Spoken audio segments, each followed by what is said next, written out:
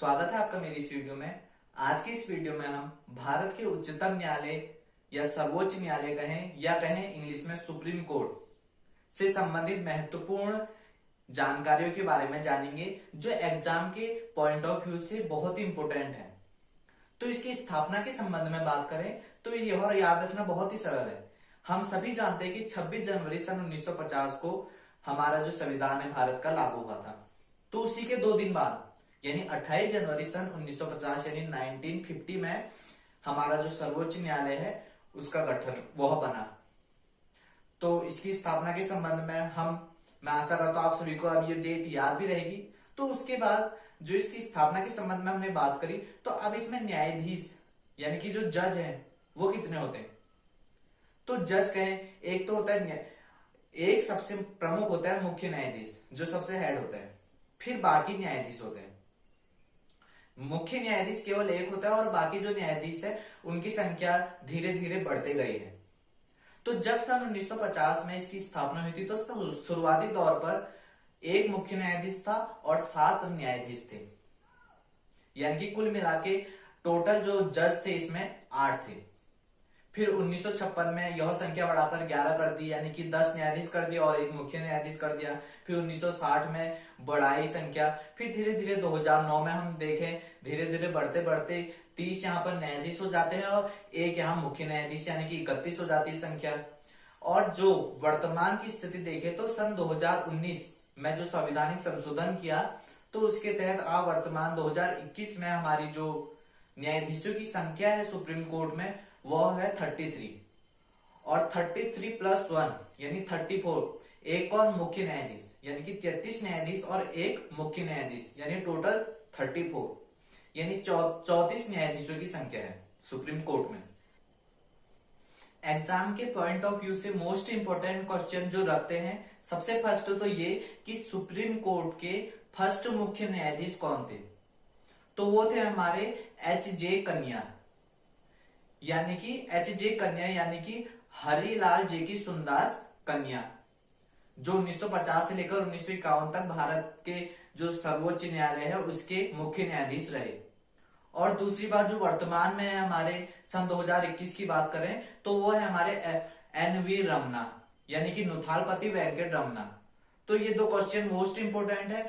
और अभी तक कोई महिला मुख्य न्यायाधीश तो नहीं बनी, पर फर्स्ट महिला जो न्यायाधीश बनी सुप्रीम कोर्ट में तो वो आ सकता है क्वेश्चन, तो वो है हमारी फतिमा बीवी। तो ये 3 क्वेश्चन मोस्ट इंपोर्टेंट थे एग्जाम के पॉइंट ऑफ व्यू से। 4th मोस्ट इंपोर्टेंट क्वेश्चन ये बन सकता है कि सर्वोच्च न्यायालय में सबसे अधिक लंबे समय तक मुख्य न्यायाधीश के पद में रहने वाले व्यक्ति कौन थे। तो वे थे हमारे यशवंत विष्णु चंद्रचूड़। और दूसरी बात, सबसे कम समय तक रहने वाले व्यक्ति थे वे थे हमारे कमल नारायण सिंह। और जो सर्वोच्च न्यायालय है, जो सबसे न्यूनतम आयु निर्धारित है, पूछी जाती है कि जो सर्वोच्च न्यायालय से संबंधित जो न्यायाधीशों की जो आयु की संबंधित बात आती है तो न्यूनतम आयु तो कोई निर्धारित नहीं की गई है, पर जो अधिकतम आयु है 65 ईयर है, यानी 65 ईयर के बाद वह रिटायर हो जाएंगे सर्वोच्च न्यायालय के न्यायाधीश। और कोई मुख्य न्यायाधीश की जो नियुक्ति करनी होती तो राष्ट्रपति अन्य न्यायाधीशों से सलाह ले सकता है, परामर्श ले सकता है। और अगर किसी अन्य न्यायाधीशों की नियुक्ति करनी होती तो सदैव जो राष्ट्रपति है वो मुख्य न्यायाधीश की सलाह लेगा। और राष्ट्रपति ही सर्वोच्च न्यायालय के न्यायाधीशों को शपथ दिलाता है। अगर एग्जाम में क्वेश्चन आ जाए कि न्यायाधीशों को शपथ कौन दिलवाता है तो वो है हमारा राष्ट्रपति।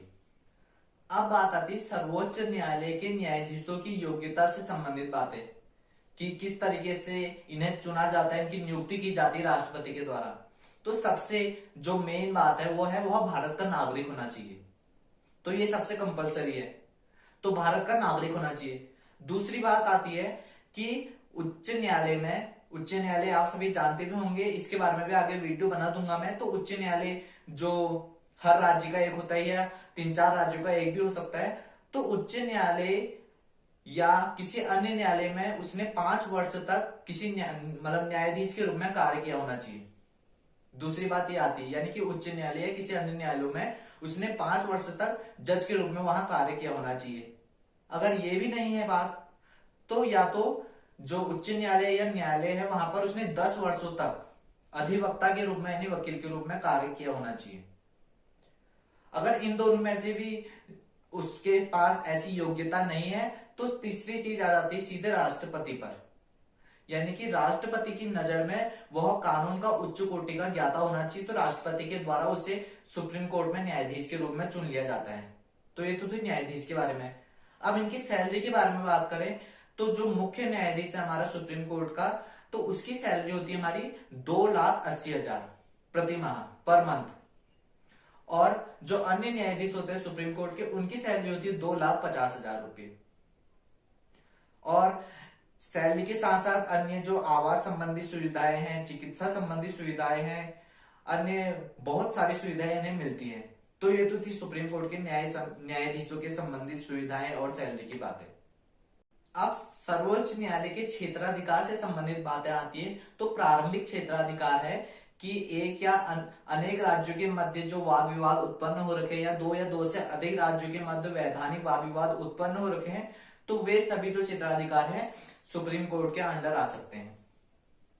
दूसरी बात, अपीलीय क्षेत्राधिकार में सभी उच्च न्यायालयों में से अगर कोई भी असंतुष्ट है उच्च न्यायालय के फैसलों से, तो वह अपनी याचिका सुप्रीम कोर्ट में दायर कर सकता है। यानी कि उच्च न्यायालयों के जो विरुद्ध आवाजें उठाएंगे तो वो सीधे जाएगी याचिका सुप्रीम कोर्ट के पास। तो यह है अपीलीय क्षेत्राधिकार। और परामर्श क्षेत्राधिकार में जो राष्ट्रपति है उसे अनुच्छेद 143 के अंतर्गत वह जो भारत है यानी कि जो देश है हमारा, उससे संबंधित जो सार्वजनिक वाद विवाद है या निर्णय है, उसके तहत सर्वोच्च न्यायालय से परामर्श लेने का अधिकार राष्ट्रपति के पास है। फिर सर्वोच्च न्यायालय से परामर्श देगा, बाकी जो राष्ट्रपति अपने विवेक के अनुसार उसका निर्णय ले सकता है। अब बात आती है सर्वोच्च न्यायालय के जो पुनर्विचार से संबंधित क्षेत्राधिकार है। इसमें अनुच्छेद 137 के अनुसार सर्वोच्च न्यायालय को यह अधिकार प्राप्त है कि वह अपने द्वारा जो लिए गए निर्णय हैं उसमें फिर से दोबारा पुनर्विचार कर सकता है, और अगर उसे जरूरत पड़े तो उसमें परिवर्तन भी कर सकता है। अनुच्छेद 137 के तहत सर्वोच्च न्यायालय को यह अधिकार प्राप्त है। चौथी बात आती है अभिलेख न्यायालय, यानी कि इसके अंतर्गत जो सर्वोच्च न्यायालय निर्णय लेता है तो उसे अभिलेख या रिकॉर्ड के रूप में रखा जाता है, संभाला जाता है, जो बाद में अन्य कई न्यायालयों में बहुत ही महत्वपूर्ण भूमिका अपनी निभाते हैं। और अंतिम बात ये क्षेत्राधिकार से संबंधित आती है कि वह मौलिक अधिकारों का रक्षक होता है। अनुच्छेद 32 के तहत जो सर्वोच्च न्यायालय को यह उत्तरदायी ठहराया जाता है कि वह जो देश में लोगों के मौलिक अधिकारों की रक्षा करे और उसे लागू करे।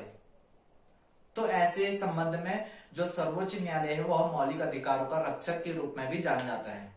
अब सबसे मुख्य बात आती है कि जो सर्वोच्च न्यायालय के न्यायाधीश होता है, तो उसे हटाने के संबंध में बात आती है। तो उसे पद से अचानक से हटाने के संबंध में बात, तो कैसे हटाते हैं, तो किसका आरोप लगाकर, भ्रष्टाचार या असमर्थता या उस लायक नहीं हो न्यायाधीश के रूप में, तो इस तरीके से किया जाता है।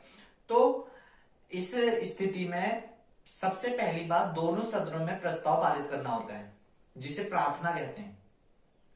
तो लोकसभा और राज्यसभा दोनों में स्पष्ट बहुमत के साथ मतदान होते हैं, और मतदान में बहुमत होना चाहिए, यानी कि जितने भी लोग इसमें भाग ले रहे हैं तो वह उस प्रस्ताव के पक्ष में होने चाहिए बहुमत के रूप में। तो दोनों सदनों में 2/3 बहुमत तो प्राप्त होना चाहिए कि ये न्यायाधीश को हटा रहे हैं। तो ये तो बात आ गई कि किस तरीके से सर्वोच्च न्यायालय के न्यायाधीश को हटाया जा सकता है भ्रष्टाचार या असमर्थता का आरोप लगाकर। और लोकसभा में 100 सदस्यों के सिग्नेचर चाहिए होते हैं इस प्रस्ताव को पारित करने के लिए, तथा राज्यसभा में 50 सदस्यों के, फिर जाकर यह सभापति को दिया जाता है।